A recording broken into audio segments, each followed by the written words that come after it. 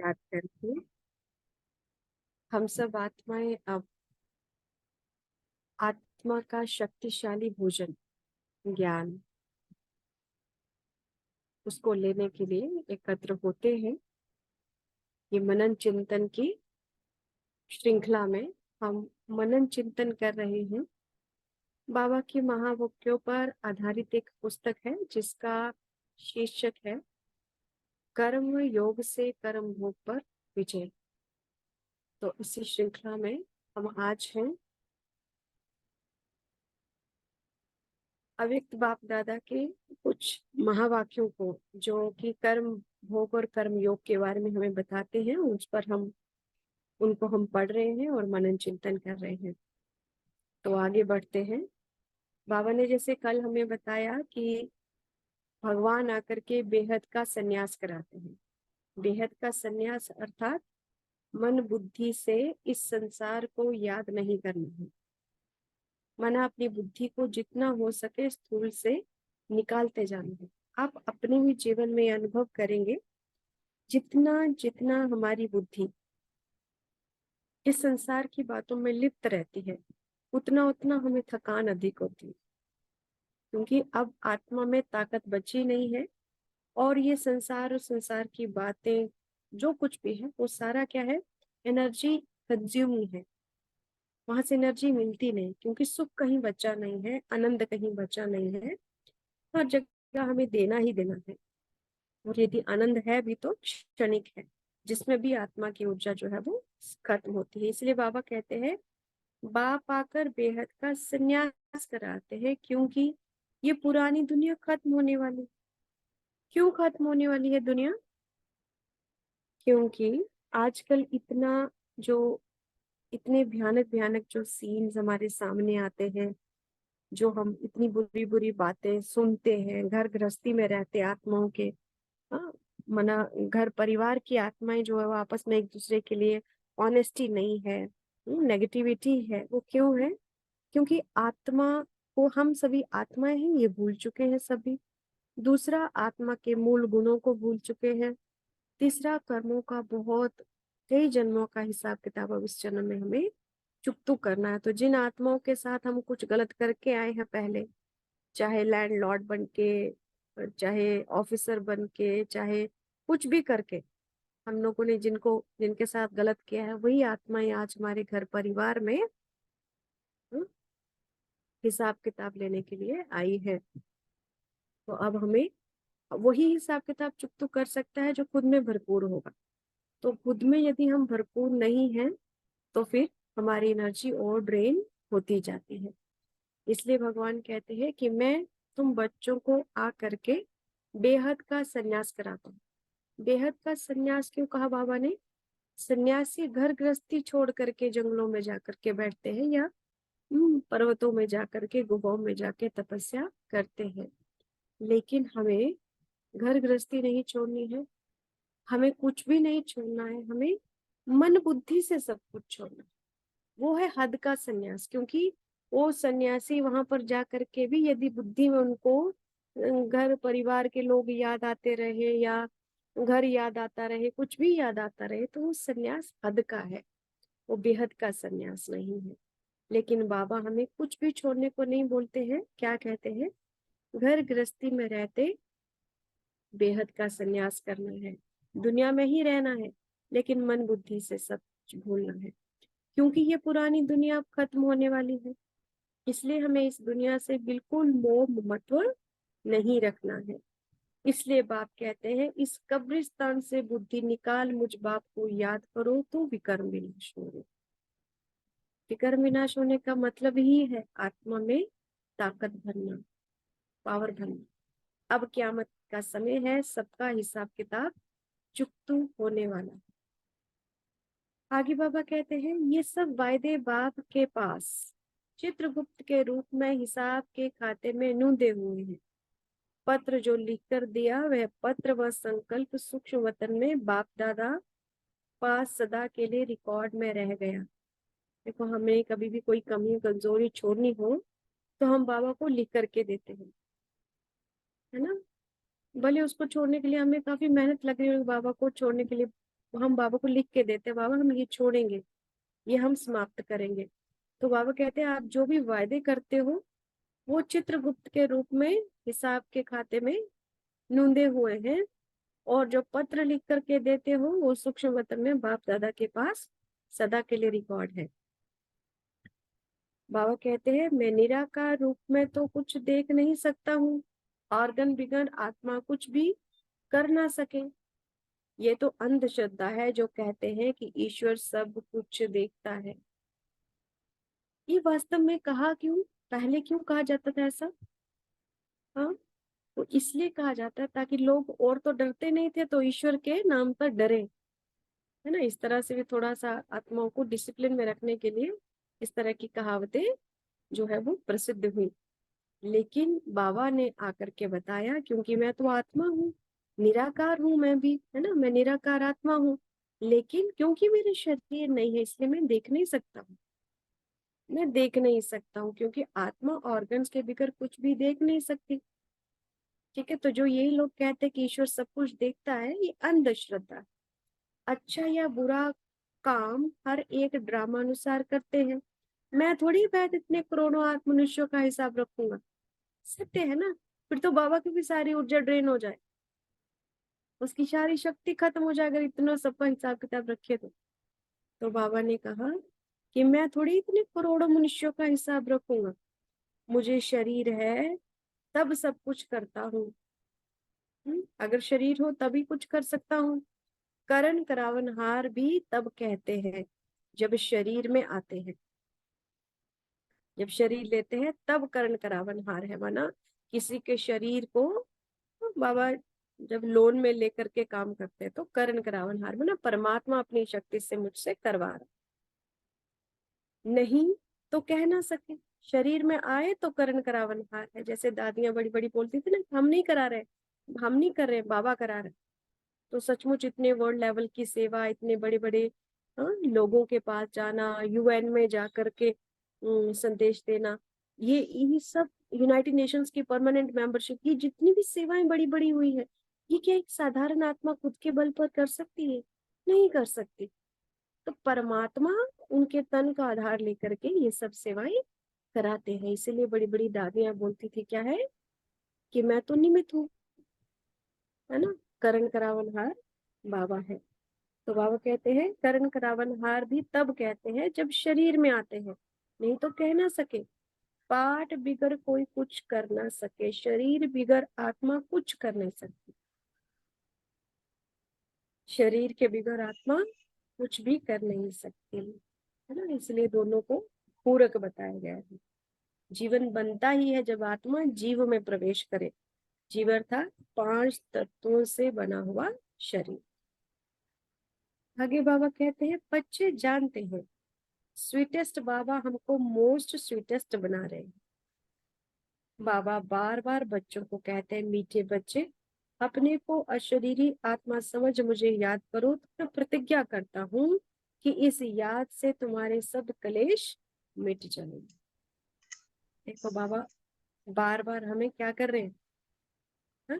योग की तरफ ध्यान दिलवा रहे हैं बाबा, कि योग से ही विकर्म विनाश होंगे। तो बाबा ने कहा खुद को आत्मा समझ करके मुझे याद करो, तो मैं प्रतिज्ञा करता हूँ कि मेरी याद से तुम्हारे सब क्लेश मिट जाएंगे। बाबा बोलते हैं मनसा में तूफान जरूर आएंगे, तुम भल सच बताओ ना बताओ, परंतु बाप खुद जानते हैं कि माया के बहुत विकल्प आएंगे, पर कर्मेंद्रियों से कोई विकर्म नहीं करना। हम्म? जब हम शुद्धिकरण की ओर जाते हैं तो ये नहीं कि एक दिन में हमारे नेगेटिव या कोई भी पतित विचार जो है वो खत्म हो जाए, नहीं। हाँ, वो तो आएंगे, क्यों आएंगे वो, क्यों आते हैं वो उस तरह से संकल्प करते हैं? क्योंकि इंद्रियों को आदत है, हमने कई जन्मों से जिस चीज का अभ्यास किया है उसकी इंद्रियों को आदत है ना। और हमारे जो शरीर है उसमें सेम तरह के बायोकेमिकल क्रिएट हो रहे हैं, जिसकी वजह से वो जो सेल्स हैं उनके, जैसे आप देखें हमें सुबह ब्रेकफास्ट करने की अगर आदत है तो उसी समय भूख लगेगी, दोपहर को अगर लंच करने की आदत है तो उसी समय भूख लगेगी। और जब हमें ये शेड्यूल चेंज करना होता है, फॉर एग्जाम्पल आप किसी हीलिंग उस पे डाइट पे जा रहे हैं, तो उसमें आपको एक डाइट प्लान, उसका टाइम बताते हैं। तो शुरू शुरू में आपको फास्टिंग करना, ये सब करना काफी डिफिकल्ट लगेगा। क्यों? क्योंकि शरीर को आदत है उसी समय भोजन खाने की, तो उसी समय वो जो रसायन है वो निकलना शुरू हो जाते हैं, तो आपको भूख फील होती है। लेकिन धीरे धीरे हम क्या करते हैं, किसी ना किसी तरह से उस समय को टालते हैं। जब हम फास्टिंग की ओर जाते हैं तो हम क्या करते हैं, धीरे धीरे वो समय टालते हैं। जैसे आपको 16 आवर फास्टिंग अगर बताई जाती है नेचुरोपैथी में ना, तो to heal some disease in your body, तो क्या करते हैं, अगर 16 नहीं हो रही तो पहले कहते हैं चलो 12 से शुरू करो, चलो फिर 14 करो उसको धीरे धीरे, फिर उसको 16 पे लेके आओ, फिर धीरे धीरे उसको 18 पे लेके आओ, ऐसा। and if you really want to cure your body fully through a natural process, then fasting is the beautiful way. तो इस तरह से आपको फास्टिंग करने के लिए भी आपको काफी डिफिकल्टी आएगी पहले। इसी तरह से अब हमें सूक्ष्म फास्ट करना है। क्या है सूक्ष्म फास्ट? विकारों से फास्ट। हमने अब बुरा सोचना नहीं है, अब हमें बुरा किसी के लिए कहना नहीं है, हमें अब बुरा देखना नहीं है। तो एक दिन में ये आदतें नहीं छूटती हैं, धीरे धीरे होता है ना? लेकिन बाबा कहते हैं मैं जो डायरेक्शन दे रहा हूँ वो एक दिन में तो धारण नहीं होगी, क्योंकि संकल्प चलेंगे, थॉट्स आएंगे, उस समय बॉडी के सेल्स वो डिमांड भी करेंगे। लेकिन हमने क्या करना है, कर्मणा में नहीं जाना। आप देखें, जब मैंने 16 आवर फास्टिंग शुरू की थी, तो शुरू शुरू में मुझे बहुत विड्रॉल सिम्टम्स आते थे, माना जो है जैसे ऐसे लगता था जैसे बीमारी और बढ़ गई किस तरह से। लेकिन क्योंकि वो फिर से फूड खाने से बहुत ज्यादा प्रॉब्लम हो जाती थी, तो इसलिए वो फास्टिंग में रहने की आदत डाली धीरे धीरे धीरे। तो कभी 18 आवर, कभी 20 आवर, इतनी इतनी फास्टिंग करी, और सचमुच शरीर रियुविनेट होने लगा। इसी तरह से जब हम विकारों का करने लगते हैं, तो हमें भी वो सिम्टम्स आते हैं, तूफान आते हैं। यही कह रहे हैं बाबा कि मनसा तूफान आएंगे, लेकिन कर्मेंद्रियों से विकर्म नहीं करें, पाप नहीं करें। क्यों? अगर हमने फिर से पाप कर दिया तो फिर क्या होगा, फिर से आदत पड़ गई। वास्तव में जैसे मैंने आपको पहले बताया था, हम सभी आत्माएं सुख की ओर आकर्षित होते हैं, चाहे वो ज्ञानी आत्मा चाहे अज्ञानी आत्मा। जो ज्ञानी आत्मा है वो अब अतीन्द्रिय सुख की ओर जाएगी, लेकिन जो अज्ञानी आत्मा वो इंद्रियों के सुख में फंसी हुई है।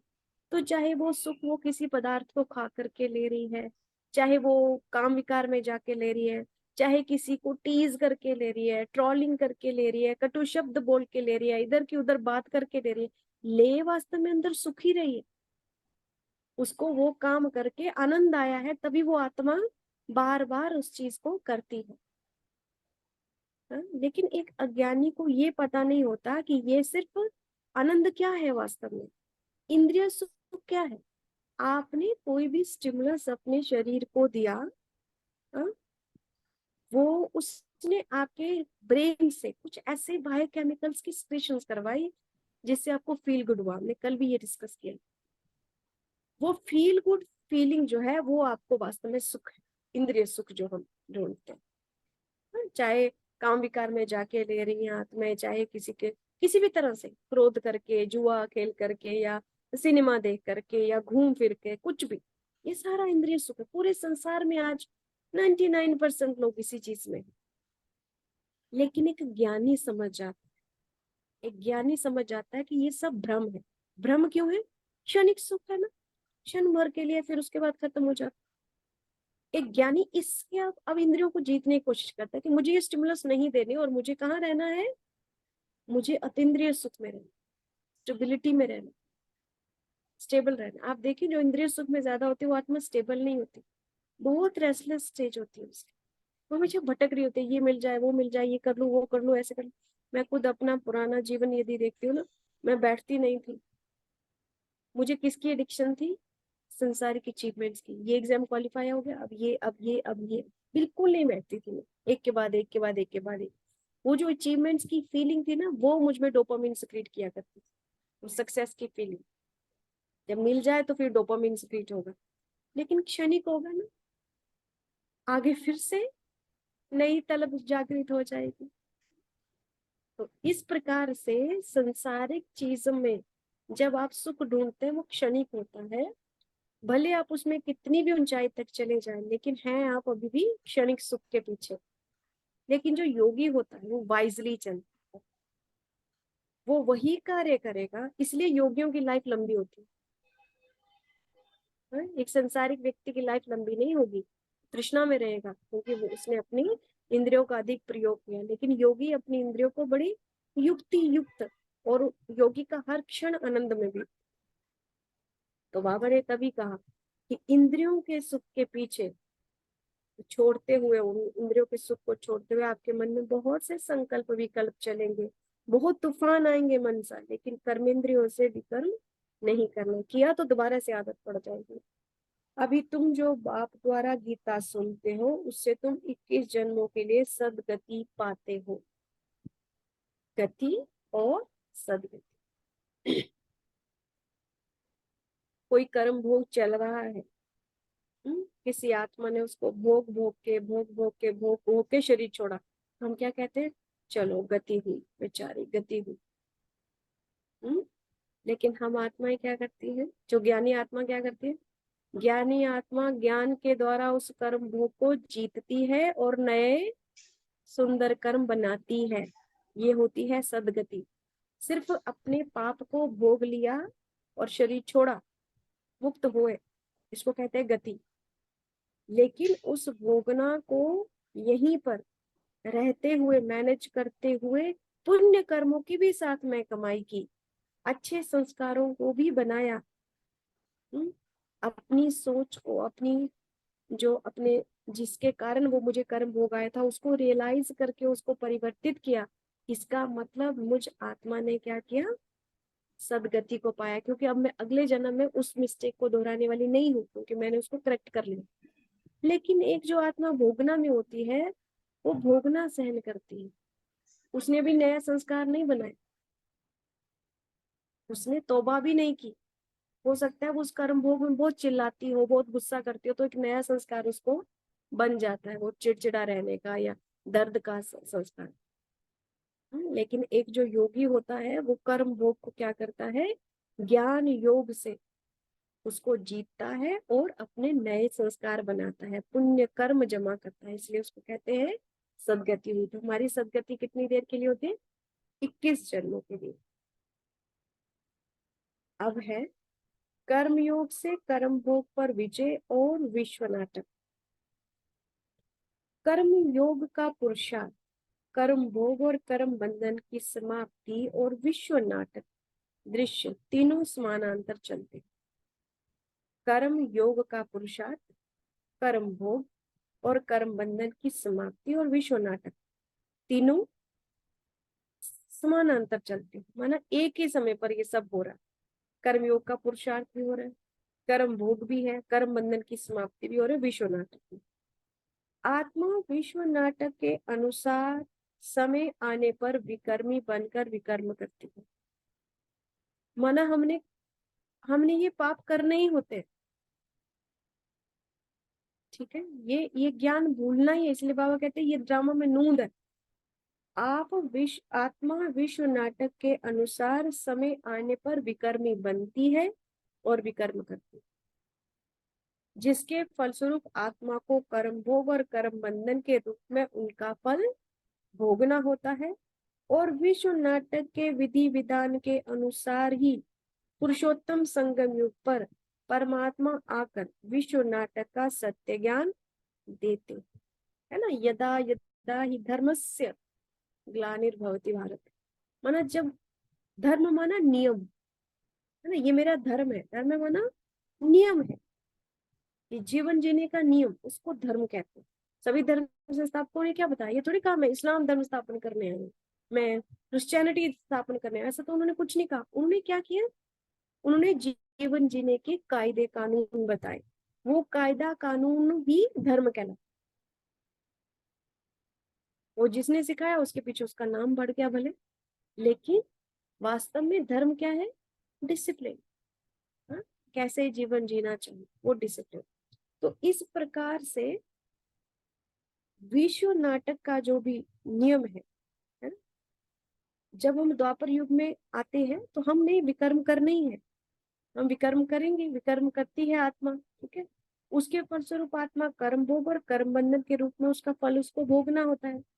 विश्व नाटक के विधि विधान के अनुसार ही पुरुषोत्तम संगम युग, जब सभी धर्म खत्म हो गए, कोई भी नियम कानून कहीं नहीं रहा और सत्य बचा ही नहीं, तब भगवान को ही पुरुषोत्तम संगम युग पर आना है, विश्व नाटक का सत्य ज्ञान देना।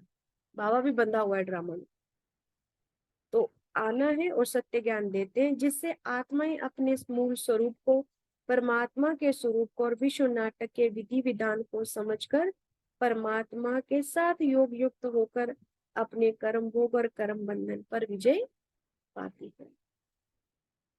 ठीक है, तो इसलिए हमारे जीवन में कितना दुख रहा या आज हमें कितने बंधन है, इससे इसका मलाल नहीं करना, क्योंकि सबसे मिस्टेक्स हुए। देखो ब्रह्मा बाबा जो कृष्ण की आत्मा है, सोचिए, हाँ, जो उसको आदम के रूप में याद करते हैं, हाँ, जिसको जिसको सबसे पहला मनुष्य धरती पर गाया गया, हाँ, कहते सभी उसके संतानें हैं, हाँ, ऐसा उनका गायन है। उन्होंने भी देखो विकर्म किए, हाँ, इसलिए बोलते हैं श्याम सुंदर। अब वो सुंदर था, वो श्याम हो गया, माना उस पर भी विकारों की कट चढ़ी। तो हर आत्मा जो विश्व नाटक पर उतरती है वो विकर्मी बनती ही। हर आत्मा को 3 स्टेजेस से गुजरना पड़ता है, इसलिए अपने जीवन को देख करके दूसरों के साथ कंपैरिजन नहीं करना। हमने जो विकर्म किए हैं उनको यथार्थ रीति समझकर, गलतियों को समझकर ज्ञान के आधार से उनको करेक्ट करना, ना कि दूसरों के साथ कंपैरिजन करना कि देखो दादियां तो कितनी ज्यादा वो थी, वो ज्ञान में पहले आ गई। मुझे होता था पहले ऐसे, जब शुरू में मैं ज्ञान में, तो मुझे लगा मैं तो बहुत अंत में ज्ञान में आई। और काफी मुझे गिल्ट सा होता था, क्यों हुई, हमने मिस्टेक्स क्यों की, ऐसा ऐसा करके। लेकिन फिर जैसे पता चला कि सारा खेल संकल्पों का है, इसलिए करना क्या है, अभी हमें अपने अपनी गलतियों को देखना है, कहाँ पर हमने मिस्टेक्स की, क्या किया है, उनको भगवान के ज्ञान से और योग से उनको करेक्ट करते जाना। तो बाबा ने कहा जिससे आत्माएं अपने मूल स्वरूप को पहचानती है ना, भगवान के ज्ञान जब मिलता है, परमात्मा के स्वरूप को और विश्व नाटक के विधि विधान को समझकर परमात्मा के साथ योग युक्त होकर अपने कर्म भोग और कर्म बंधन पर विजय पाती है। विश्व नाटक की यथार्थता को जानकर अपने आत्मिक स्वरूप में स्थित होकर परमात्मा की याद में अतीन्द्रिय सुख का अनुभव करता है। देखो ये है अतीन्द्रिय सुख। अतीन्द्रिय सुख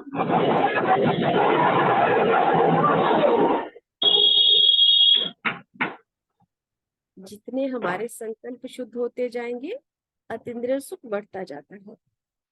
तो लेकिन शुद्ध संकल्प कौन से, ज्ञान, ज्ञान वाले शुद्ध संकल्प, मैं आत्मा हूँ, यहाँ से शुरू करना।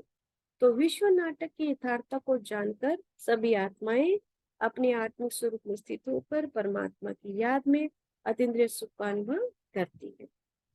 विश्व नाटक के ज्ञान की वास्तविकता का पर विचार करें तो विश्व नाटक में विकर्म करने, कर्म भोग और कर्म बंधन आने और कर्म योग के द्वारा, कर्म योग के पुरुषार्थ द्वारा कर्म भोग और कर्म बंधन पर विजय पाने की आदि अविनाशी नूंद है। माना हमने पहले भी ऐसे ही अपने कर्मों को सुधारा है, अपने पाप कर्मों को जीता है, अपनी गलतियों को सुधारा है, इसलिए वह सब होना ही है। इसलिए बाबा निश्चिंत रहते, बाबा कभी भी किसी को देख करके दुखी नहीं होते, क्योंकि बाबा को पता है, बाबा ने क्या बोला, ये ड्रामा कल्याणकारी है। यदि किसी को सजा मिल रही है वो भी कल्याणकारी है, किसी बड़ी से बड़ी घटना जो गलत से गलत हमें दिखे वो भी कल्याणकारी है, बाबा ने बोला उसके पीछे भी कल्याण समाया हुआ, इसलिए ये सब होना ही है, उसमें कुछ भी परिवर्तन नहीं हो सकता। ड्रामा एक बार जो शूट हो गया है उसमें कोई भी परिवर्तन नहीं हो सकता। आत्मा को कर्म भोग और कर्म बंधन के कारण दुख भोगना ही है और कर्म फल और कर्म संबंध के द्वारा सुख भी भोगना ही है, इसलिए दोनों के लिए कोई चिंता करने की आवश्यकता। ठीक है, कर्म भोग भी भोगना है और कर्म फल भी भोगना है ना, सुखदायी फल का सुखदायी कर्म का फल जो होता है वो कर्म संबंध और कर्म फल कहलाता है। जो दुखदायी कर्म है, जो हमने पाप कर्म किए हैं, वो कर्म भोग और कर्म बंधन है। तो ये दोनों चीजें भोगनी है, बाबा कहते हैं। इसलिए किसी कोई भी चिंता की आवश्यकता नहीं। आवश्यकता है कि अभी जब बाबा ने सत्य ज्ञान हमें दिया, तो उसको धारण करके अपने आत्मिक स्वरूप में स्थित होकर कर्म योग का सफल अभ्यास करके इस विश्व नाटक के दिग्दर्शन का सुख अनुभव करने और परमात्मा मिलन का सुख अनुभव करने। क्या जरूरत है इस समय हमें? पुराना क्या हुआ क्या नहीं हुआ, कौन हमारे जीवन में गलत है, कुछ नहीं सोचना है। अब हमें उससे उपराम हो, क्योंकि हमारे साथ जो हो रहा है वो पूरा एक्यूरेट है। हमारे द्वारा किसी के साथ जो हुआ वो भी एक्यूरेट ही था। अब हमें क्या करना है? अब हमें अपनी करेक्शंस करनी है। कौन सी? कि अब मुझे ज्ञान मिला है, इसलिए मेरा एक संकल्प भी ज्ञान के विपरीत ना हो। कर्म योग का सफल अभ्यास करना है। इस कर्म योग के द्वारा कर्म भोग और कर्म बंधन स्वतः ही खत्म हो जाएंगे। ये जो कर्म योग है उसके द्वारा क्या होगा? कर्म भोग और कर्म बंधन खत्म हो जाएंगे। परंतु इस सबको जानकर पुरुषार्थहीन नहीं बन जाना है। कि कई बार हम सोचते हैं अच्छा ये तो ड्रामा में नूंद है, ये तो होना ही है। अभी कुछ दिनों पहले एक आत्मा, बाबा उसको मुझे निमित्त बना के पालना देते हैं, तो वो आत्मा बार बार ड्रामा ड्रामा शब्द बहुत यूज कर रही थी। कि फॉर एग्जाम्पल मैंने किसी के साथ बुरा किया तो इसलिए किया क्योंकि ड्रामा में होना था, है ना। तो ये ड्रामा ने करवाया या मैंने किया, तो वो ड्रामा को सही रीति से समझना है। अगर हमें ज्ञान है, अगर हमें ज्ञान है और कोई हमारे साथ बुरा करता है और हम अभी उसके साथ बुरा करते हैं, तो ये ड्रामा नहीं है कि ड्रामा में था तो मैंने कर दिया। नहीं, ड्रामा शब्द अपनी सेफ्टी के लिए यूज नहीं करना। ड्रामा शब्द तब प्रयोग करना है जब आपने किसी चीज को करेक्ट करने की बहुत कोशिश की, लेकिन फिर भी आपको मनचाहा फल नहीं मिला, तब ड्रामा।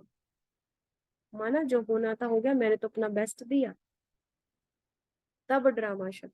कई बार क्या होता है, हम कहीं पर बहुत बेस्ट करते हैं और उससे एक्सपेक्टेशंस करने लग पड़ते हैं कि अब इसका रिजल्ट वैसा ही आना चाहिए जैसा मैं चाहती हूँ या मैं चाहता हूँ। और अगर ना आए तो फिर हम दुखी होते हैं, हताश होते हैं, हमारे संकल्प विकल्प चलते हैं। इस चीज को खत्म करने के लिए कि जो बीत गया वो ड्रामा, वहां ड्रामा शब्द प्रयोग करना। हम्म? जैसे जीवन चल रहा है और उसी अनुसार मैं गलत भी करती जा रही हूँ, फिर मैं कहूँ ड्रामा, ये ड्रामा नहीं है। तो ज्ञान का प्रयोग यथार्थ रीति करना है। इसलिए कि भाई जो होना है वो तो होना ही है, पहले भी हुआ था, कल पहले भी हुआ था, ये ऐसे होना था, ये सब करके अलबेला नहीं बनना, पुरुषार्थहीन नहीं बन जाना। वैसे तो विश्व नाटक का विधि विधान पुरुषार्थ होने नहीं देगा, क्योंकि हमारे पुरुषार्थ की जो नूंद है वह हमको बजानी ही होगी। ठीक है, हमने पिछली बार भी जो पुरुषार्थ किया है ना, वो अपने आप हमें पुश करेगा और पुरुषार्थ करने के, इस बार भी पुरुषार्थ कराएगा वो। इसलिए देखो, परम धाम में हर आत्मा की सीट फिक्स है। मम्मा बाबा की सीट पर मैं नहीं जाके बैठ सकती, मम्मा बाबा मेरी सीट पे नहीं बैठ सकते, मेरी सीट ऊपर फिक्स है। अपने आप ये ड्रामा मुझे उतने लेवल तक ले जाएगा। लेकिन इसको देख करके भाई ड्रामा पुरुषार्थ करा रहा है, इसको देख करके मैं पुरुषार्थहीन ना हो जाऊं, अरे देखा जाएगा जो होगा देखा जाएगा, ऐसा नहीं करना। पुरुषार्थहीन, वैसे तो विधि विधान ड्रामा का ये है कि वो पुरुषार्थहीन होने नहीं देता, वह हमको बचानी होगी। इस सब को जानकर विश्व नाटक का परम सुख अनुभव करना। माना देखो, कई बार हम क्या करते हैं, पुरुषार्थ की भी चिंता करने लग पड़ते हैं कि अरे समय बहुत कम है, अरे मैंने तो कुछ भी नहीं किया, मैंने तो पुण्य कमाए ही नहीं, मैं तो ये नहीं किया हूँ। ये सारे क्या चल रहे हैं? शुद्ध संकल्प है कि नकारात्मक है, व्यर्थ है? तो नकारात्मक और व्यर्थ है, इसका मतलब क्या हो रहा है? ये आत्मा की शक्ति को कम कर, ये हमारे पुरुषार्थ को बढ़ा नहीं रहा है, ये हमारे पुरुषार्थ को कम कर, नेगेटिव में जा रहे हैं। इसलिए विश्व नाटक एकदम एक्यूरेट है। वो बिल्कुल सही और एक्यूरेट चल रहा है, लेकिन उसको देख करके हमें पुरुषार्थहीन भी नहीं होना है कि अभी ड्रामा में होगा तो कर लेंगे पुरुषार्थ। कई लोग हो जाते हैं इस तरह से, वो भी नहीं करना। हमें बस करते जाना है, जैसा जैसा बाबा ने डायरेक्शन दी है वो करते जाना है, बिना उस कर्म के साथ भी अटैच हुए। बाबा ने पीछे बताया ना, हमें यही पढ़ा हमने कि कर्म, अच्छा कर्म किया, उसमें भी यदि आशा रख ली तो वो भी तो बंधन है, कि मैंने तो इतना अच्छा कर्म किया था, मुझे ये फल मिलना चाहिए। अगर इसकी भी आशा आपने रख ली तो ये भी क्या है, बंधन। तो इसलिए हमें, विश्व नाटक कल्याणकारी है, जो हो रहा है पिछली बार जो हुआ था वही होना है, सबका हिसाब किताब चुकतू होना है, सबको क्या मिलना है, तो सबको मिलेगा, जिसको कहते हैं ना, सबको न्याय मिलेगा, है ना? वो सब होना है। इसलिए हमें इस विश्व नाटक का भी सुख लेना, डिटैच होकर के इसको भी देखना, सुख लेना। आत्मिक स्वरूप में स्थित होने से आत्मा को शांति की अनुभूति हो सकती है। विश्व नाटक का ज्ञान बुद्धि में रख साक्षी होकर पाठ बजाने से सुख की अनुभूति हो सकती है, परंतु चढ़ती कला नहीं हो सकती। हम आत्मा है ये समझ लिया, और शांत शांत होने में ये संकल्प बहुत काम करता है। मैं मदर हूँ, मैं डॉक्टर हूँ, मैं ऑफिसर हूँ, मैं वो काफी भारी करेंगे क्योंकि जिम्मेवार है वहां। लेकिन मैं आत्मा हूँ, हर कर्म करने के बाद मैं आत्मा हूँ, डिटैच कर लिया, तो इसमें बहुत शांति महसूस होगी। साथ में नाटक है, विश्व नाटक है, जो चल रहा है ठीक है ना, इसका ज्ञान भी आत्मा को शांत करता है, लेकिन चढ़ती कला नहीं हो सकती है। चढ़ती कला माना गुण डेवलप नहीं हो सकते, नए स्किल्स डेवलप नहीं हो सकते। चढ़ती कला तब ही होगी जब आत्मा परम पिता परमात्मा को बुद्धि में रख अपने आत्मिक स्वरूप में स्थित होगी, या आत्मिक स्वरूप में स्थित होकर परमात्मा को याद करेगी। विश्व नाटक में पाठ बजाए। चढ़ती कला अर्थात पुरानी आदतें खत्म, पुरानी आदतें खत्म, संस्कार शुद्ध। तो वो हम कैसे, जिसको हम याद करते हैं वैसा वैसा बनते जाते हैं। तो यदि हम भगवान को याद करते जाते हैं तो भगवान के जैसे बनते जाते हैं। तो इस प्रकार से बाबा ने कहा कि परमात्मा को याद करने से ही आत्मा की चढ़ती कला होती है। अन्य आत्माओं के संपर्क में आते समय परमात्मा की याद होगी, अर्थात दोनों के बीच में परमात्मा होगा, तभी आत्मा की अपनी चढ़ती कला होगी और अन्य आत्माओं का भी कल्याण होगा। जब हम दूसरी आत्माओं को भी याद, उनके संपर्क में भी आएंगे तो हमें क्या करना है, भगवान को याद रखना है। मैं निराकार आत्मा, मेरा परमात्मा निराकार ज्योति बिंदु स्वरूप। और दो आत्माओं के बीच में यदि परमात्मा होगा तो क्या होगा, उस आत्मा के साथ वो विद बॉडी कॉन्शियसनेस का बिहेव नहीं करेंगे। और यदि देह भान का संबंध संपर्क हुआ तो पाप बनते हैं ना, विकर्म बनते हैं। लेकिन जब हम परमात्मा को याद रखेंगे तो उन आत्माओं को भी हम क्या कर सकेंगे, आत्मिक दृष्टि से देखेंगे, तो फिर पुण्य कर्म बढ़ेगा, आत्मा की चढ़ती कला होगी, और इससे आगली वाली आत्माओं को भी हमसे शुद्ध वाइब्रेशन जाएंगे, शुद्ध संकल्प जाएंगे, तो उन आत्माओं का भी कल्याण होगा। बाबा ने कहा है, जहाँ बाप है वहां पाप हो नहीं सकता, और जहाँ बाप नहीं है वहां पाप अवश्य होगा, है ना। जब हमें भगवान याद रहते हैं तो हम फिर बुरे संकल्प नहीं करते, किसी के बारे में बुरा नहीं सोचते। लेकिन जहाँ पर परमात्मा नहीं है वहां पर पाप अवश्य होते हैं, अर्थात किसी के प्रति भी हमें नकारात्मक संकल्प चल जाएंगे। उसके चाल चलन के ऊपर नजर जाएगी, वो कैसा है उसके बिहेवियर के ऊपर नजर जाएगी, इस तरह से।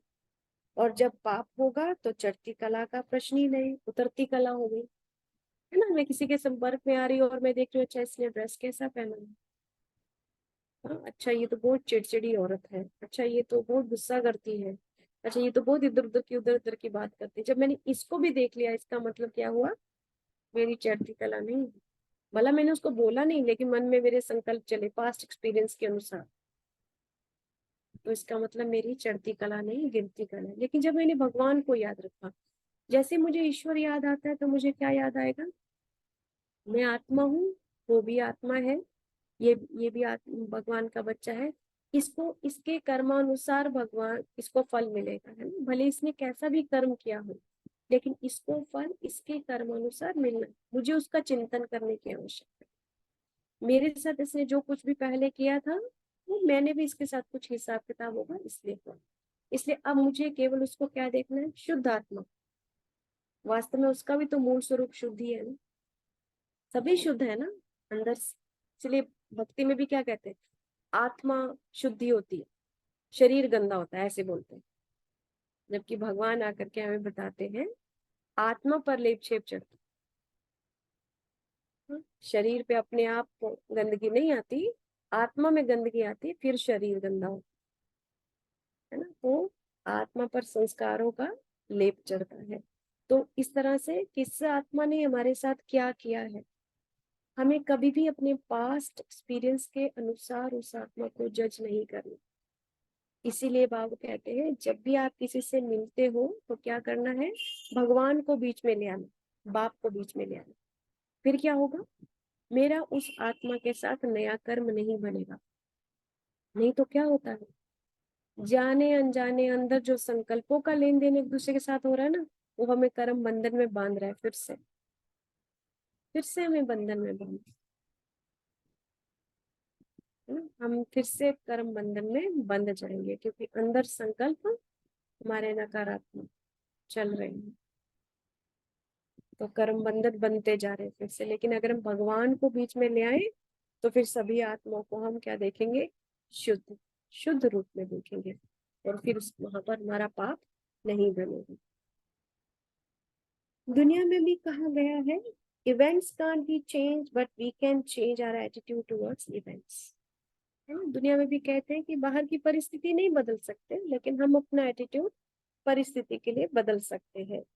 अर्थात जो कल पहले हुआ है वह होगा ही, उसमें परिवर्तन नहीं किया जा सकता। परंतु कर्म योग के सफल पुरुषार्थ से हम अपने दृष्टिकोण और स्थिति के द्वारा कर्म भोग या कर्म बंधन से प्राप्त होने वाले दैहिक और मानसिक वेदना की महसूसता को कम कर सकते हैं। बिल्कुल, बहुत गहरा अनुभव बाबा ने दिया है मुझे इस बात का, है ना। आप भगवान की बातों को याद रखे, बाबा को याद रखे, अपनी शारीरिक और मानसिक वेदना को कम कर सकते हैं। ईश्वर को याद रखना, उसके महावाक्यों का चिंतन करना, ये कर्म योग है।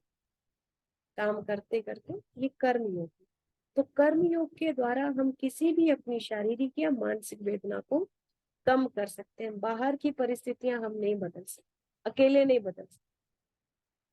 फिर हमारे व्यवहार से दूसरे धीरे धीरे बदलेंगे, लेकिन उनकी अपनी यात्रा है। हमने उनसे एक्सपेक्टेशंस नहीं रखनी कि ये बदल जाए, हमने अपना एटीट्यूड उनके लिए बदल देना। तो इसलिए जो होना है वो तो होगा ही, लेकिन हम क्या कर सकते हैं? अपने कर्म योग से अपनी मानसिक और दैहिक वेदना की महसूसता को कम कर सकते हैं। उसके कारण को जानकर उससे सहज पार हो सकते हैं। मैंने इसी प्रकार से अपने जीवन में जितने भी मेरे कर्म भोग या कर्म बंधन थे उनको क्रॉस किया, इसी तरह से, हाँ, ज्ञान के आधार से। कल पहले जो हुआ वह रिपीट होता रहेगा। बच्चे भी वृद्धि को पाते रहेंगे, ड्रामा बिगड़ कुछ होने का नहीं है। यानी कि जो एक बार शूट हो गया ड्रामा वही होना है। ये जो लड़ाइयाँ आदि लगती हैं, इतने मनुष्य आदि मरते हैं, ये भी ड्रामा में नूंद है। मनुष्य बल क्या भी विचार करें, लेकिन मैं तो वही पार्ट बजाऊंगा मेरा जो नूंदा हूँ। ना कितने लोग भगवान को भी गालियां निकालते हैं, लेकिन बाबा कहते हैं मैं तो वही पार्ट बजाऊंगा जो मेरा नूंदा हुआ है। ड्रामा में कमियां जाती हो नहीं सकती। देखो, अगर इस बात को हम लोग बड़े ध्यान से इसका मनन चिंतन करें, फिर हम इतनी हल्के हो जाएंगे कि इतनी संसार, हम क्यों इतना एनर्जी वेस्ट कर रहे हैं सब चीजों के लिए? क्यों इतनी मेहनत कर रहे हैं? ये चाहिए, वो चाहिए, ऐसे करना है, वैसे करना है, उधर है, इधर है। क्यों हम इतना व्यर्थ में जा रहे हैं, जबकि ये सत्य तो है नहीं। सत्य क्या है? मैं आत्मा हूँ, मेरा परम पिता परमात्मा है, मेरा परम धाम है, और ये विश्व नाटक है बस, लाभ हानि चलता रहता है। मुझे हर सिचुएशन में एक समान रहना, क्योंकि मेरी खुशी बाहर की स्थितियों पर आधारित नहीं है, उसकी मोहताज नहीं है। मैं तो आत्मा हूँ और अतीन्द्रिय सुख में रहने वाली आत्मा। ये सारा विश्व नाटक है। मेरी जो संसारिक प्राप्तियों को पाने का जुनून था ना, वो इसी ज्ञान के मनन चिंतन से कम हुआ। मेरे जीवन में सहजता आई। मेरा ब्रेन जो काफी ज्यादा फैटीग्ड हो गया था बिकॉज ऑफ एक्सेसिव थिंकिंग और एक्सेसिव स्ट्रेस, वो फिर से रिलैक्स होने लगा। स्ट्रेस होता ही क्यों है आजकल लोगों को? क्योंकि वो बहुत फिजिकल के पीछे भागते हैं। ये चाहिए, वो चाहिए, इतना टारगेट है, वो है, ये है। ओके, नहीं भी अचीव हो रहा टारगेट तब भी इट्स ओके, बिकॉज मानसिक शक्ति किसी भी बाहरी धन दौलत से खरीदी नहीं जा सकती। दवाइयां खिला सकते हो आप अपनी बॉडी को पैसे से, लेकिन स्वस्थ देह यदि चाहिए, उसके लिए आपको मानसिकता को ठीक रखना पड़ेगा। आपके पास भले कितना भी पैसा हो, लेकिन आप अपने शरीर के लिए वो जो एकदम, जो जिसको कहते हैं निरोगी काया, वो आप तब तक नहीं ला सकते जब तक कि आपको, आपका मन शांत नहीं है, मन पवित्र नहीं है। तो सच्ची सुख, शांति और समृद्धि पाने का तीनों चीजें, इसीलिए इस संसार में किसी के पास समृद्धि है तो सुख नहीं है, सुख है तो समृद्धि नहीं है ना? और शांति नहीं होगी अगर इन तीनों चीजें नहीं है तो, है ना? जिसके घर में सुख है, हाँ, लेकिन पैसा नहीं है तब भी ये शांति रहेगी। तो इस तरह से ये तीनों चीजें एक ही जगह पर हमें मिलती है जब हम इस ज्ञान को धारण करते हैं। और सतयुग में वहां पर तीनों चीजें होती है, सुख भी होता है, शांति भी होती है और समृद्धि भी है, क्योंकि हम वहां पर टोटली सोल कॉन्शियस होते हैं। राजा भी सोल कॉन्शियस, प्रजा भी सोल कॉन्शियस। लेकिन इस संसार में ये पॉसिबल नहीं है, क्योंकि सारा का सारा संसार देह अभिमान में डूबा, बॉडी कॉन्शियसनेस। तो बॉडी कॉन्शियसनेस के वर्ल्ड में तीनों चीजें प्रॉपर नहीं मिल सकती है। तो इसलिए बाबा कहते हैं, कुछ भी विचार करे मनुष्य, लेकिन मैं तो वही पाठ बजाऊंगा जो मेरा नूंदा हुआ है। ड्रामा में कुछ भी कम या ज्यादा नहीं हो सकता। मूल बात है काम कटारी की, ये भी ड्रामा में है ना, ये भी ड्रामा है ना। ऐसे भी नहीं कहेंगे कि ऐसा ड्रामा क्यों बना, ये अनादि खेल है, इसमें मेरा भी पार्ट है। ड्रामा कब बना, कब पूरा होगा, ये नहीं कह सकते। ड्रामा अविनाशी है, उसमें पार्ट भी अविनाशी है, ये ड्रामा भी अविनाशी है। आत्मा अविनाशी है, उसमें पार्ट भी अविनाशी है और ड्रामा भी अविनाशी है। माना हम कल पहले भी ऐसे ही मिले थे, ऐसे ही हमने मनन चिंतन किया हुआ, आगे भी करते रहेंगे। तो ड्रामा अविनाशी है, आत्मा भी अविनाशी है, और उसमें जो पार्ट नूंदा हुआ, हमने जो एक बार सोच लिया ना, वो वास्तव में आत्मा में प्रिंट हो जाता है। तो उसमें जो पार्ट है वो भी अविनाशी है, उसको हम मिटा नहीं सकते पार्ट को। हाँ? उसने जो पार्ट बजा लिया वो मिटा नहीं सकते, ठीक है, लेकिन उसको परिवर्तन कर सकते। माना हम उस चीज को, मतलब जो उसने, फॉर एग्जाम्पल, मैंने इस पूरे कल्प में मैंने 80% अच्छा पार्ट बजाया और 20% बुरा, तो वो 20% बुरा तो जो मैंने बजाया, उसको मैं अब 80% करेक्शन कर सकती हूँ उसमें। माना मेरे को जब ज्ञान मिल गया और उसके द्वारा मैं अपने जितने भी पुराने जो मेरे गलत आदतें हैं उनको मैं सुधारती जा रही हूँ, तो ये भी तो पक्का होता जा रहा है ना, ये भी नूंद होता जा रहा है। तो माना हमें हमेशा ये याद रखना है कि मैं जो भी संकल्प कर रही हूँ, जो भी मैं बोल कर रही हूँ, जो भी मैं कर्म कर रही हूँ, वो वास्तव में मेरा अनमिट पार्ट बन रहा है। अनमिट, उसको मैं मिटा नहीं पाऊंगी। जो मैंने बुरा बजा दिया वो भी मुझे फिर हर बार बजाना ही है। तो अब जब हमें ज्ञान मिल गया है, तो अब हम क्या करें, कोशिश जितना अच्छा हो सके उतना बजाते चले, क्योंकि ये भी तो रिकॉर्ड होता जा रहा है, ये भी रिकॉर्ड होता जा रहा है। शुरू शुरू में जब मुझे इस बात का पता चला था कि अरे उस पार्ट को मिटा नहीं सकते, तो मुझे बड़ा दुख होता था कि अरे उसको तो बदल ही नहीं सकते हम। लेकिन फिर यहीं पर जागृति भी मिली बाबा की तरफ से कि अभी यदि पास्ट का चिंतन कर रही हो तो ये भी तो रिकॉर्ड हो रहा है, क्योंकि हे कि संकल्प रिकॉर्ड हो रहा है आत्मा का, ये भी अविनाशी रिकॉर्ड। अगर मैंने अभी उस पास्ट को लेकर के ज्यादा चिंतन किया, उसकी चिंता की, हाँ, उसके बारे में मैंने ज्यादा ग्लानि की, गिल्ट में ज्यादा गई, तो ये भी तो रिकॉर्ड हो जाएगा। इसलिए क्या कहते हैं, जब जागो तभी सवेरा, कहते हैं ना, जब जागो तभी सवेरा, माना जब जागृति मिल गई उसी समय शुरू कर दो ना अच्छा करना, क्योंकि वो भी रिकॉर्ड हो रहा है। तो जो हो गया वो हो गया, नो प्रॉब्लम। अब मुझे धीरे धीरे धीरे धीरे करेक्ट करते जाना है, और अटेंशन किस पे रखनी है, समाधान पे, समस्या पे नहीं, क्योंकि आत्मा अविनाशी है, उसमें पाठ भी अविनाशी है और ड्रामा भी अविनाशी है। भगवान से पवित्र बनने की प्रतिज्ञा कर फिर तोड़ते हो तो तुम्हारा क्या हाल होगा। देहाभिमान में आने से ही वृत्ति खराब होती है, इसलिए बाप कहते हैं देही अभिमानी भव, मतलब देही माना आत्मा। ये बेहद का ड्रामा है, बनी बनाई बन रही है, होना ही है, फिर हम चिंता क्यों करें, है ना, चिंता नहीं करनी। पास्ट बीत गया, ओके नो प्रॉब्लम। ठीक है मैंने गलती की थी बहुत ज्यादा, नो प्रॉब्लम। बहुत बड़े बड़े पेपर्स आए लाइफ में, ओके नो प्रॉब्लम, हो गया ना, कल बाद आएगा फिर से, नो प्रॉब्लम, देखा जाएगा। क्यों देखा जाएगा, क्योंकि इस बार जीत लिया, आगे भी जीतेंगे, हर कल्प में जीतेंगे, है ना। तो इसलिए क्या करना है, जो हो गया वो हो गया, प्रेजेंट को संभाल लेना, अभी के संकल्प को संभाल लेना है, क्योंकि बनी बनाई बन रही। और आप सबसे सुंदर बात क्या है, हम हमेशा चिंतित हुए हैं स्थूल प्राप्तियों के पीछे, मुझे ये मिल जाए, मुझे वो मिल जाए, मुझे ये मिल जाए, मुझे वो मिल जाए, जबकि ये सारी विनाशी चीजें, विनाशी चीजों के पीछे अपने संकल्प कभी गंवाने ही नहीं है। मुझे भगवान मिल गया, मुझे ज्ञान मिल गया, इसका मौज करनी, इसलिए बाबा ने बोला संगम युग मौजों का युग है ना। तो इस प्रकार बाबा कह रहे हैं ड्रामा में जो कुछ नूंद है उसे साक्षी होकर देखना होता है। इसमें रोने रूसने की बात नहीं है, क्योंकि रो रहे हैं या रूस रहे हैं इसका मतलब क्या हुआ, कहीं ना कहीं आसक्ति है, जबकि हम तो आत्मा है, आसक्ति तो होनी नहीं चाहिए।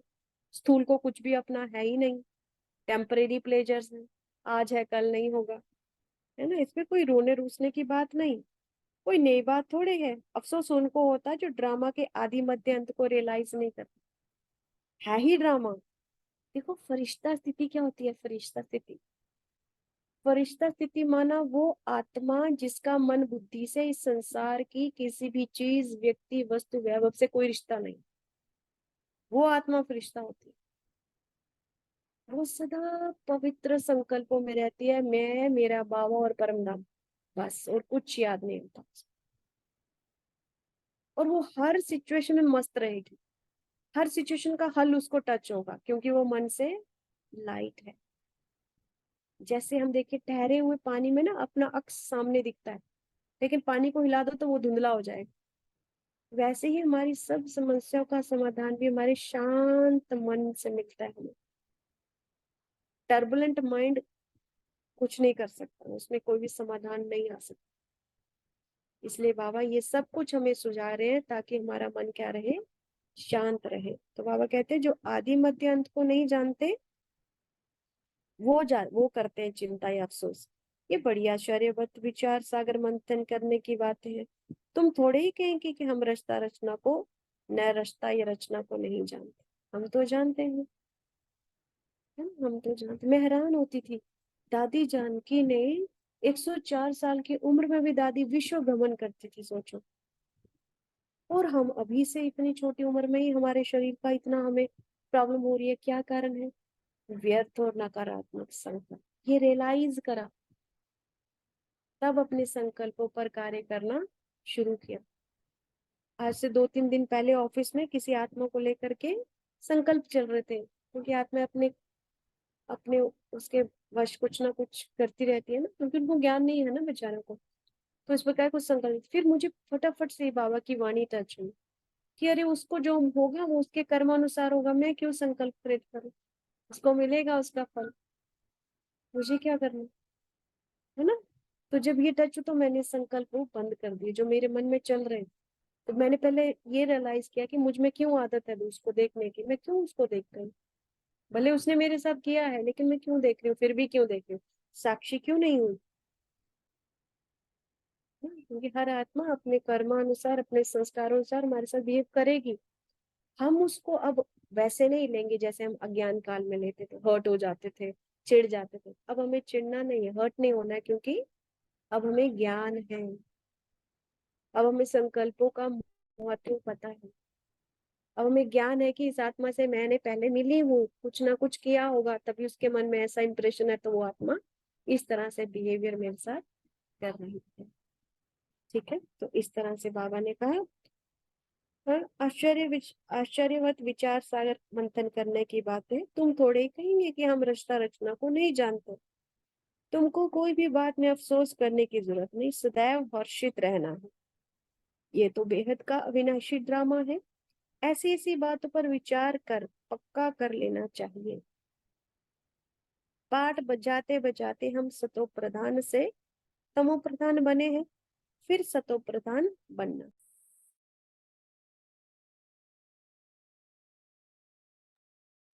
तो पाठ बजाते बजाते हम सतो प्रधान से तमो प्रधान बने हैं, अब फिर से क्या बना है, सतो प्रधान बनना। दोबारा से सतो प्रधान। आत्मा की भी 3 स्टेजेस है, सतो रजो तमो। सतो मना कंप्लीट सोल कॉन्शियसनेस, एक भी संकल्प शरीर और शरीर से जुड़ी हुई बातों का नहीं, वो है सतो प्रधान अवस्था। हाँ? रजो मना देह से जुड़ी हुई बातें याद आती हैं, लेकिन अभी भी रॉयल रूप में, रॉयल रूप में पुण्य करती है रजो। जो रजो प्रधान स्टेज होती है उसमें आत्मा पुण्य करती है। जैसे द्वापर के आरंभ में हमने काफी ज्यादा पुण्य किए हैं, भक्ति की है, दान पुण्य अधिक किए, वो हमारी रजो स्टेज थी। लेकिन कलयुग में भगवान है ही नहीं, साम दाम दंड भेद करो, बस अपना सोचो, ऐसा करके छल कपट, ये है तमो प्रधान स्टेज। तो अब हमें फिर से देखो, हम अपनी इस यात्रा को भी देख सकते हैं। बाबा के ज्ञान में जब आते तो हम तामसिक होते हैं। बहाने बनाना, झूठ बोलना, इधर उधर की बात, ये वो ये करना, ये करते हैं हम उस समय, ये तामसिक स्टेज है। जैसे भगवान का अनुभव होता है, ज्ञान मिलता है, तो धीरे धीरे उनको छोड़ने लगते हैं, पुण्य बढ़ाने लगते हैं। हम्म सेवाएं करने चले गए, दान किया ऐसा, लेकिन अभी संकल्पों पर काम नहीं कर रहे इतना, लेकिन मुख से कंट्रोल करते हैं। सात्विक भोजन खाना शुरू कर देते हैं। बाबा के यज्ञ में, भंडारी में कुछ ना कुछ दाना करना अपना सफल करते हैं। स्थूल सेवाएं करते हैं, ये रजो प्रधान स्टेज हो रही है। दूसरों को ज्ञान सुनाते हैं, पैम्फलेट्स बांटते हैं, संदेश देते हैं, सब रजो प्रधान स्टेज है। जब ये सब हो जाएगा ना, फिर हम सात सतो प्रधान की ओर बढ़ते हैं। अब क्या करते हैं हम, संकल्पों पर कार्य। अब हम अपने संकल्पों पर कार्य करेंगे। मेरा एक भी संकल्प किसी के लिए भी अशुद्ध ना हो, ये है सतो प्रधान बनने की यात्रा। तो एक ही दिन में हम सतो पे नहीं जा सकते। एक ही दिन में हम हमें संकल्पों पर कंट्रोल हो जाए, नहीं होगा। देखो, शुरू शुरू में जब हम ज्ञान में आते हैं, मुरली भी समझ नहीं आती, क्यों, तमो प्रधान स्टेज है। खान पान भी शुद्ध नहीं है, दिनचर्या शुद्ध नहीं है, देखना सुनना शुद्ध नहीं है। लेकिन जैसे ही बाबा का अनुभव होता है, ज्ञान मिलता है, हम सेंटर की तरफ भागते हैं, अपना पैसा जमा करने लगते हैं, स्थूल सेवाएं करने लगते हैं, है ना। जैसे बाबा ने मुझे भाग्य दिया, सौभाग्य दिया, मैं सेंटर पे जा करके बर्तन मांजती थी। जो भी सेवाएं होती थी ना, मैं जरूर बर्तन मांजने के लिए बैठती थी, क्योंकि वो भक्ति की आदत थी कि ये सेवा है ना। वो करते थे जरूर, बहुत फल मिलता है बाबा के यज्ञ में जाकर के आप सेवाएं करें तो। बर्तन मांजने की सेवा लेती थी मैं। इवन कि मैं जब ओआरसी गई तो वहां पर भी किचन साफ करने की सेवा बाबा ने दी थी। किचन साफ करते थे, टेबल कुर्सियां साफ करते थे, है ना। इस तरह से ये हमारी क्या होती है, रजो प्रधान स्टेज हो रही है, कि भगवान के कार्य में हमने किसी ना किसी तरह से हमें उनको क्या देना है, सहयोग देना है। भगवान का यज्ञ चल रहा है ना। जब ये हमारा पुण्य इकट्ठा होता जाता है ना, फिर भगवान कहता है अब करो शुद्ध अपने संकल्प, अब संकल्पों को शुद्ध करो। फिर संकल्पों को जैसे जैसे हम शुद्ध होने लगते हैं, इसका मतलब हमारी क्या आने लगी है, सतो प्रधान स्टेज।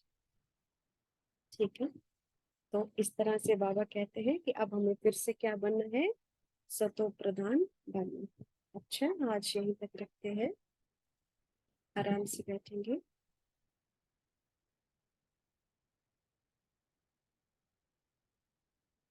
देखेंगे अपने आप को,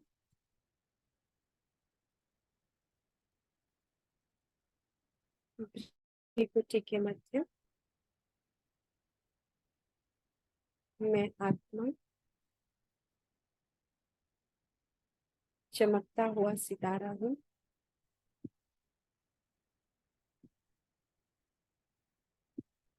मैं आत्मा अपने आप को बाप दादा के सामने देख रही हूँ।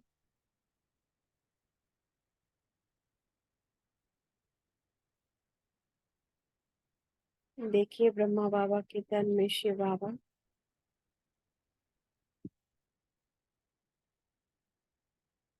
और बाबा का वरदानी हाथ मेरे शीश पर है।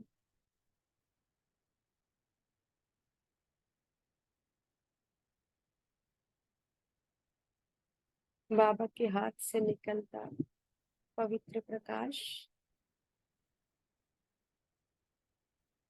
मुझ आत्मा में समाता जा रहा है।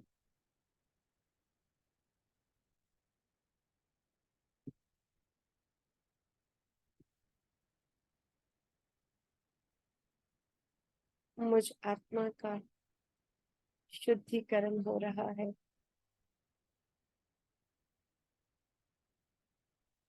मुझ आत्मा में ताकत भर रही है।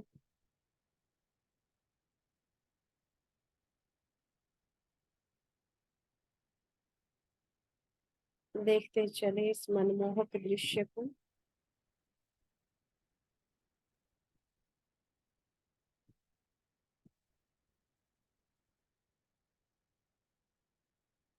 अब देखिए, मैं आत्मा बिंदी बनकर उड़ चली हूँ अपने मूल वतन की ओर।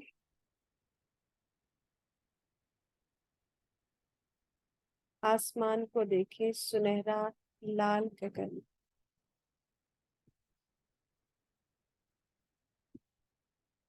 चारों ओर गहन शांति।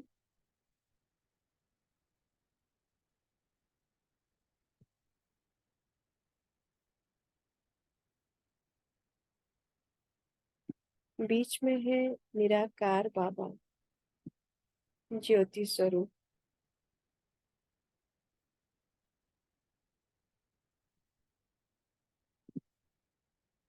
बाबा की किरणों में मैं बिंदी जाकर के बैठ जाती हूँ।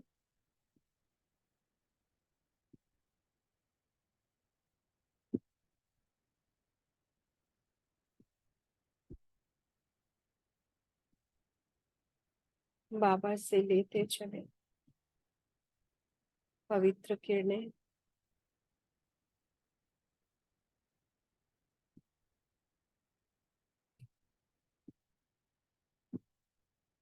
भरे खुद में।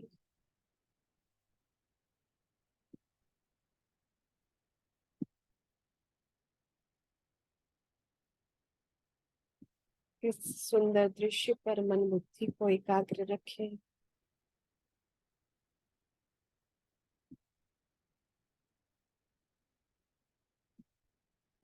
ये बीज रूप अवस्था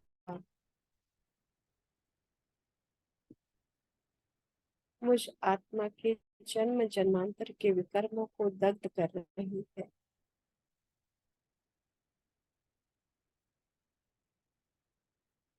इस सुंदर विजुअलाइजेशन से मेरा बुद्धि रूपी नेत्र साफ होता जा रहा है।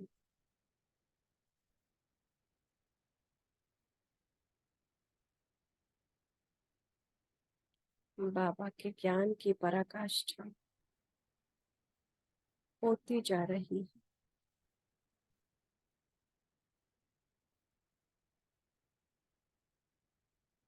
धन्यवाद करें प्यारे बाबा का। शुक्रिया बाबा, इतने अनमोल ज्ञान के लिए आपने मुझे चुना, मुझे इस लायक समझा बाबा कि मैं आपके इस अनमोल ज्ञान को सुनकर अपने आप को सदगति के मार्ग पर ले जा सकती हूँ।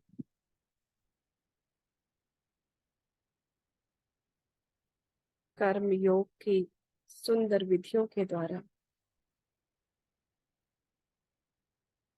मैं अपनी सब भूलों को समाप्त कर शुद्ध फरिश्ता अवश्य ही बनूंगी बाबा। धन्यवाद आपका। शुक्रिया बाबा, शुक्रिया। ओम शांति।